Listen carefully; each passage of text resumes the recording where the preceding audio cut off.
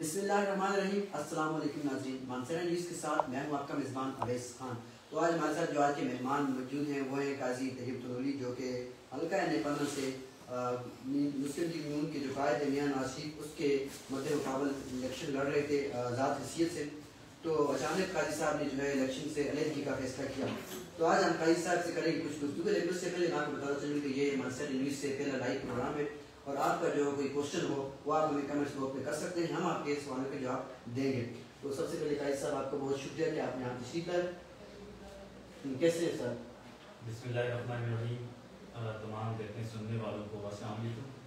آپ کا بہت شکریہ کہ اور آپ کی ٹیم کا بہت شکریہ، مانسریرا نیوز کی تمام ٹیم کا بہت شکریہ کہ آپ نے مجھے وقت دیا اور مجھے اپنے پروگرام میں انوائٹ کیا، مجھے اپنا میسیج ڈلیور کرنے کے لیے آپ نے پلیٹ فارم مہیا کیا. اچھا قاضی صاحب، میرا آپ سے پہلا کوشچن یہ ہے کہ آپ نے الیکشن سے دستبردار ہونے کا فیصلہ کیوں کیا؟ اس کی کیا وجوہات ہیں؟ اس طرح سے کہ میرا تعلق پاکستان پیپلز پارٹی کے ساتھ تھا. میں نے حلقہ نیپال سے ٹکٹ کے لیے اپلائی کیا تھا، نامینیشن پیپر میں نے سبمٹ کیے.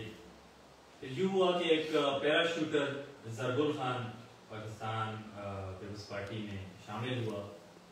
اس نے نہ تو ضلعی تنظیم کو اعتماد میں لیا، نہ ڈویژن کی تنظیم کو اعتماد میں لیا، نہ مجھے اعتماد میں لیا، نہ ہی صوبائی قیادت کو اعتماد میں لیا. پیراشوٹ کے ذریعے وہ شامل ہوا.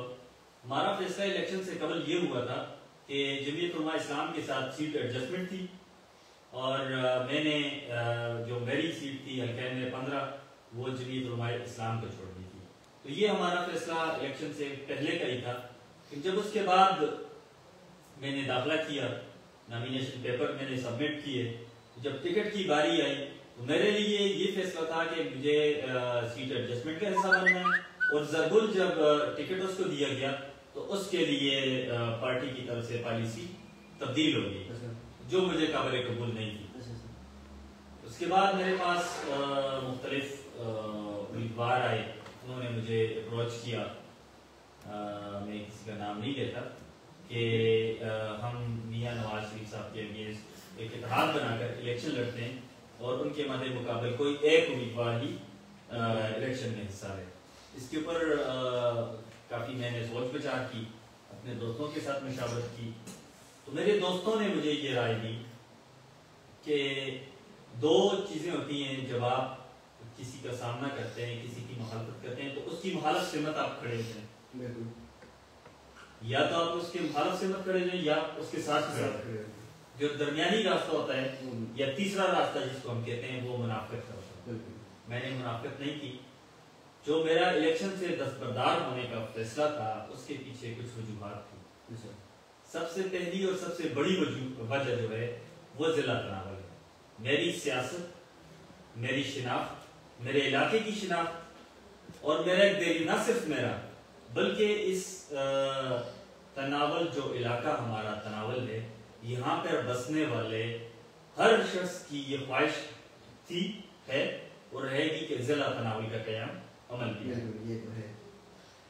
اس پر جب میں نے دیکھا کہ کیپٹن صفدر صاحب نے اگھی میں ضلع تناول کا اعلان کیا، ضلع اگرور کا اعلان کیا، دو الگ الگ اضلاع. یوں ہوتا تھا کہ جب بھی ضلع تناول کی بات آتی تو اگرور تناول کی بات چلتی، اس سے ضلع کے کاس کو نقصان پہنچتا اور ضلع کا اعلان یا قیام نہ ہو سکتا. تو کیپٹن صفدر صاحب کے منہ سے جب میں نے یہ بات سنی تو پھر ان کے ساتھ میری ملاقات ہوئی. اس میں جب انہوں نے اس بات کو ایڈمٹ کیا کہ ہم ضلع تناول بنانے میں سنسیئر ہیں اور ہم ہر صورت ضلع تناول کا قیام کریں گے. آج سے تقریباً 2 سال پہلے دربند میں ضلع تناول کے قیام کے لیے ایک ریلی منعقد کی گئی تھی. وہاں پر میں نے اعلان کیا تھا کہ اگر کوئی شخص ضلع تناول کا قیام کرتا ہے تو میں اپنی سیاست چھوڑ دوں گا. اس وقت الیکشن اور نہ ہی اس کے حوالے سے کوئی بات چیت ہو رہی تھی.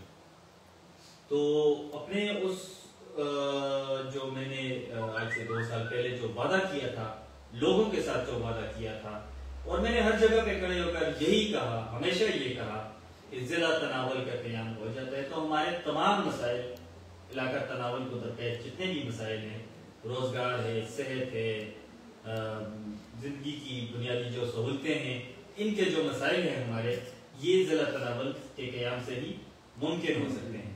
تو جب ایک کمٹمنٹ ہوتی ہے ضلع تناول کے حوالے سے، تو اس پر پھر میں نے یہ فیصلہ کیا کہ میں اپنا الیکشن میاں نواز شریف صاحب کو ان کے حق میں وڈرا کروں۔ تو دیکھا گیا تھا آپ کا جو رد عمل تھا پہلے نواز شریف کے اگینسٹ، بڑا مطلب سخت تھا آپ کا رد عمل، تو یوں لگتا تھا کہ آپ مطلب صحیح مقابلہ کریں گے نواز شریف کے ساتھ، تو اچانک پھر جو ہے آپ نون لیگ کی طرف گئے ہیں، تو اس کی کیا وجوہات ہیں؟ آپ کیسے پھر ایک دم سے مطلب آپ نے چینج کر لیا کہ پہلے آپ نے نون لیگ کے خلاف اتنے سخت الفاظ تھے کہ نواز شریف کے، تو پھر اچانک سے اس طرح ہو گئے، تو اس کی کوئی پریشر تھا آپ کے اوپر یا کوئی آپ کی ذاتی یہ فیصلہ ہے؟ دیکھیں، پہلی بات تو یہ ہے کہ نون لیگ کے خلاف سیاست میں کوئی حرف یا کوئی بات نہیں ہوتی۔ میرا کسی کے ساتھ نہ آج سے پہلے ذاتی اختلاف تھا، نہ کسی کے ساتھ آج ذاتی اختلاف ہے۔ میرا جو بھی اختلاف جس کے ساتھ بھی تھا وہ سیاسی تھا۔ میں یہ چاہتا تھا کہ حلقہ کے جو مسائل ہیں ان کا حل ہو، مسئلے مسائل ہمارے حل ہوں۔ ہم سیاست اس لیے کر رہے ہیں کہ ہمارے مسائل حل ہو، الیکشن اس لیے کر رہے ہیں کہ ہمارے مسائل حل ہو۔ تو جب مسائل نہیں حل ہو رہے تھے تو میں نے ہر پلیٹ فارم پہ نون لیگ پی ٹی آئی کے خلاف بھی میں نے ہر مارچ پہ بات کی، ہر پلیٹ فارم پہ بات کی۔ جب کوئی بات نہیں کر رہا تھا اس وقت بات کی ہے، اب بھی کرتا ہوں اور آئندہ بھی کرتا رہوں گا۔ ہماری جو پرائیورٹی ہے وہ ہمارے حلقہ کے مسائل ہیں۔ جب تک ہمارے مسائل حل نہیں ہوتے تو ہم کسی کا ساتھ نہیں دے سکتے۔ دوسری بات آپ نے نون لیگ کی، مسلم لیگ نون جب آپ سے دور ہوتا ہے ایک آدمی، آپ کو ان کی پالیسیز کا نہیں پتا ہوتا، آپ میڈیا کے ذریعے یا کسی اور سورس سے سنتے ہیں، اس میں وہ جب آپ کو گائیڈ کیا جاتا ہے اس میں فرق ہوتا ہے۔ میں نے جب میں ان کے ساتھ بیٹھا ہوں، جتنی بھی باتیں اس سے پہلے میں نے کی تھی وہ تمام مسائل کے حوالے سے تھی، وہ ان کو میں نے ڈسکس کیا، جو تناول کی سڑکیں تھیں ان کو ڈسکس کیا۔ تو جو چیزیں ریٹن یا پیپر ورک جو میں نے دیکھا یا مجھے دکھایا گیا اس میں فرق تھا، جو ہمیں اس سے پہلے بتایا گیا وہ کچھ اور تھا۔ اس صوبے میں 10 سال تحریک انصاف کی حکومت ہے، پاکستان تحریک انصاف کی 10 سال حکومت رہی۔ ان 10 سالوں میں تناول میں آپ مجھے یا میرے دیکھنے والے یا سننے والے کوئی ایک منصوبہ اس علاقے کے لیے مجھے بتا دیں، پی کے 38 میں بتا دیں، پی کے 39 میں بتا دیں، NA14 تھی اب NA15 ہے، یہاں پر کوئی بڑا منصوبہ مجھے بتا دیں جو 10 سالہ صوبائی حکومت اور 3.5 سالہ قومی حکومت میں یہاں پہ ہمیں ملا ہو۔ جتنے بھی پروجیکٹ مسلم لیگ نون کے چل رہے تھے وہ سارے جو پائپ لائن میں تھے وہ سارے مسلم پی ٹی آئی کی جب گورنمنٹ آئی تو وہ سارے منصوبے تاخیر کا شکار ہوئے، اس لیے ہمارے مسائل حل نہیں ہوئے۔ گزشتہ جب میں نے پروگرام کیا تھا ایک انٹرویو، میری کچھ ویڈیوز سوشل میڈیا پر گردش کر رہی ہیں جو پرانی ہیں۔ بالکل، میں بھی انہیں پہ آپ سے بات کرنے والا تھا کہ وہ ویڈیوز کی کیا، وہ ان کے پیچھے کی کیا وجوہات ہیں، آپ کچھ ان کے بارے میں بتا رہے ہیں؟ وہ میری ساری ویڈیوز میرے الیکشن وڈرا کرنے سے پہلے کی۔ میں نے الیکشن 22 جنوری کو میاں نواز شریف صاحب جب مانسہرہ تشریف لائے تھے کاکا اسٹیڈیم میں، تو وہاں ان کے ساتھ ملاقات کر کے میں نے اپنے علاقے کے وسیع تر مفاد کے لیے، اپنے علاقے میں ترقیاتی کاموں کے لیے اور ضلع تناول جو سب سے پہلی بات ہے وہ ضلع تناول، اس کے لیے میں نے اپنی سیاست، اپنا الیکشن اس سے میں دستبردار ہوں۔ میاں صاحب ہمارے پاس مہمان آئے ہیں، لوگ یہ کہتے ہیں کہ میاں صاحب امپورٹڈ ہیں، تو پاکستان تحریک انصاف کے جو امیدوار ہیں وہ بھی دوسرے حلقے سے امپورٹ شدہ ہیں، وہ بھی حلقہ NA15 سے تعلق ان کا نہیں ہے۔ لیکن جو میں نے اپنے تمام دوستوں کو، جتنے لوگ میرے ساتھ اس سسٹم کا حصہ تھے، جو میرے ساتھ شانہ بشانہ چل رہے تھے، جو مجھے ووٹ دے رہے تھے، جو مجھے سپورٹ کر رہے تھے، میں نے فردن ہر شخص سے مشاورت کے بعد یہ فیصلہ کیا، ان کے سامنے ساری سچویشن رکھی کہ درمیانی راستہ ہم نہیں اختیار کرتے، جو منافقت کا راستہ ہے وہ ہم نہیں اختیار کرتے۔ جب ہم نے مخالفت کی 2018 کے الیکشن میں، نتیجہ آپ کے سامنے تھا، تو کھل کر مخالفت کی۔ میں کسی ایسے سسٹم کا حصہ نہیں بنا کہ یہ میں الیکشن کروں اور فلاں جیتے یا فلاں ہارے. میں کسی کے لیے استعمال نہیں ہوا. میرا الیکشن لڑنے کا فیصلہ ذاتی تھا اور اب الیکشن چھوڑنے کا فیصلہ میں نے اپنے دوستوں کی مشاورت سے کیا. اچھا، تو جس طرح دیکھا جائے تو تناول کے اندر نون لیگ مطلب بہت زیادہ اس کا وہ ہے، تو مطلب بہت زیادہ وہ ہے، اس کا گڑھ ہے سمجھا جاتا ہے تناول کو. تو جب آپ نے ان کے خلاف سخت ردعمل دیا تو تب عوام کا آپ کے ساتھ کیا برتاؤ تھا؟ جب آپ واپس نون لیگ میں آ گئے تو اب عوام کا کیا آپ کے ساتھ برتاؤ یا کیا رسپانس ہے لوگوں کا آپ کے ساتھ؟ تناول میں پارٹیوں سے زیادہ جنبے، شخصیات، برادریاں کاؤنٹ ہوتی ہیں. جی، میرا اپنا جنبہ تھا، میرا خاندان ہے، میری برادری ہے، میری دوستی ہے، میری رشتہ داری ہے، ہماری پروری، ہم ایک لوگ ہیں. پارٹیاں ہماری بے شک مختلف ہوں لیکن ہم ایک علاقے میں رہنے، سب مسلمان بھائی بھائی ہیں لیکن ہم ایک علاقے میں رہنے والے، اور ہمارا سیاسی کلچر اس قسم کا ہے کہ یہاں پر جنبے ہوتے ہیں.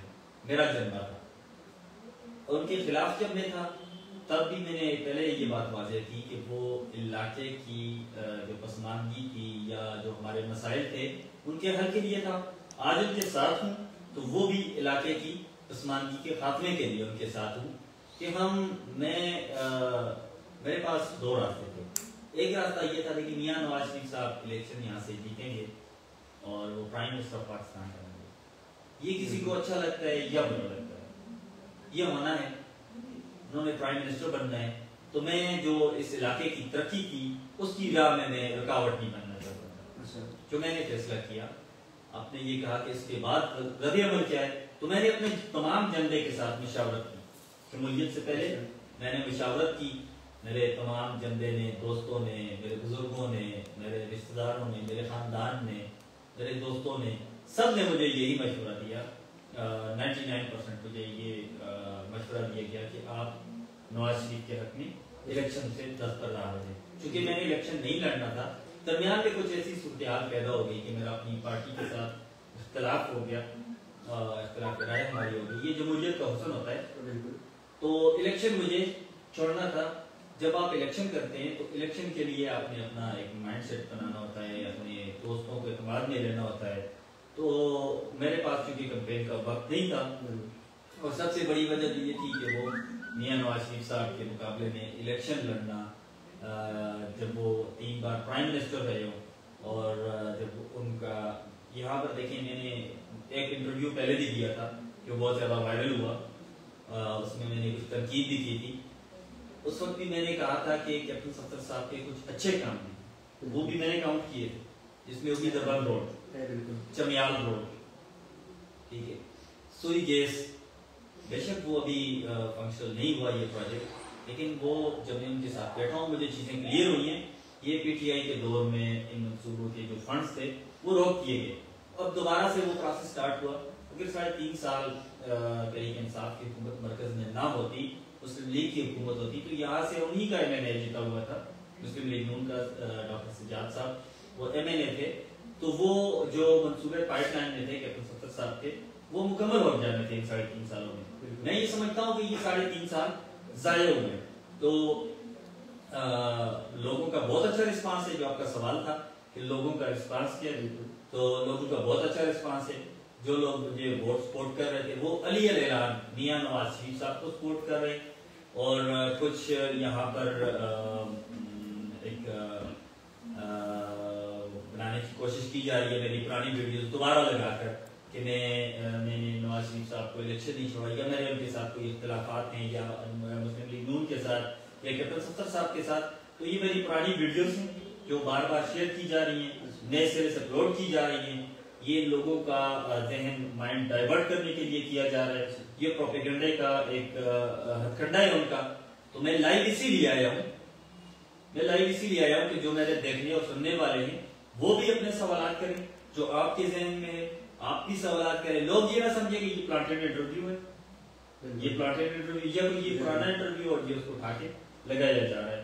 تو میرے جو ووٹر سپورٹرز ہیں وہ میرے ساتھ رابطے میں، اور وہ مسلم لیگ نون کو ہی سپورٹ کر رہے ہیں، ان کے لیے باقاعدہ ہم کمپین کر رہے ہیں. اچھا، جس طرح روڈوں کی بات ہوئی ہے، تو جس طرح دیکھا جائے تو دربند سے تناول ایک مین سڑک جاتی ہے جو ہر بار الیکشن میں ہائی لائٹ ہو جاتی ہے اور اس پہ کام وغیرہ کیپٹن صاحب لگاتے ہیں شروع کرتے ہیں لیکن پھر وہ اس پہ اتنا مکمل نہیں ہوتا وہ کام. تو اس کی کیا وجوہات ہیں, آپ کیا سمجھتے ہیں کہ وہ اس کو ابھی تک جو مکمل نہیں ہو سکا تو اس کی کیا وجوہات ہو سکتی ہیں, آپ کیا سمجھتے ہیں اس کو؟ کون سی سڑک جو دربند سے تناول جا رہی ہے مین سڑک, جو شنا جا رہی ہے 20,000 سے اوپر, تو یہ سڑک مطلب ہر بار الیکشن میں ہائی لائٹ ہو جاتی ہے, اس پر کام لگتا ہے لیکن جب الیکشن ختم ہو جاتے ہیں تو پھر یہ اتنا کام نہیں ہوتا اس کے اوپر. تو اس کو نامکمل ہونے کی, اس کی مکمل ہونے کی جو وجوہات ہیں یہ آپ کیا سمجھتے ہیں, کیا وجوہات ہیں؟ پہلی بات تو یہ ہے کہ 1985 سے لے کر 2024 تک یہاں پر مختلف ممبران قومی اسمبلی گزرے ہیں, جن میں افضل صلاح الدین صاحب, پھر تیز محمد خان صاحب, مولانا عبد المالک صاحب, کیپٹن صفدر صاحب, لائق محمد خان صاحب اور اس کے بعد ڈاکٹر سجاد صاحب. آپ ان تمام کے اخبار کو کمپیئر کریں, تمام اخبار 1985 سے لے کر 2024 تک تناول میں جتنے بھی پروجیکٹ سٹارٹ ہوئے یا عوام کو یہ پتہ چلا ہے, علاقے کے لوگوں کو یہ پتہ چلا ہے کہ قومی اسمبلی کا جو ممبر ہوتا ہے وہ بھی کوئی کام کر سکتا ہے, تو ٹو بی ویری آنیسٹ وہ کیپٹن صفدر صاحب کے آنے کی بات ہوا ہے. دوسرا سوال جو آپ کا سوال کا دوسرا حصہ جو ہے کہ 20,000 سے آگے مکمل نہ ہونے کی کیا وجوہات ہو سکتی ہیں, آپ کیا سمجھتے ہیں؟ دیکھیں, یہاں پر انفراسٹرکچر اس سے پہلے موجود نہیں تھا. جو پرانی ڈسٹرکٹ کونسلز کی یا ایم پی ایس کی یا کسی بھی اور ادارے کی طرف سے جو سڑکیں بن رہی تھی وہ 8 فٹ چوڑی تھی, جہاں سے ایک گاڑی بھی بڑی مشکل سے گزرتی تھی. انہوں نے انفراسٹرکچر چینج کیا, ان کو کھلا کیا, ان سڑکوں کو کھلا کیا, اور ابھی جو 3.5 سال ضائع ہوئے پاکستان تحریک انصاف کی دور حکومت میں, دیکھیں یہ لوگ جو کہ پاکستان کا حصہ تھے, اس علاقے کے لوگ, اس خطے کے لوگ پاکستان کا حصہ تھے, اور پی ٹی آئی کی گورنمنٹ اس علاقے میں بھی موجود تھی. تو انہوں نے یہ سڑکیں کیوں نہیں بنائی, انہوں نے لوگوں کو بنیادی سہولیات کیوں فراہم نہیں کی. 3.5 سال اگر ضائع نہ ہوتے تو یہ تمام جتنے بھی روڈ ہیں ان کے لیے فنڈ رکھے گئے تھے, پائپ لائن میں تھے, یہ تمام روڈ پکے ہو جانے تھے. ابھی بھی کچھ فنڈ پائپ لائن میں پڑے ہوئے ہیں جو انشاءاللہ ابھی الیکشن کمیشن نے فریز کیے ہوئے ہیں.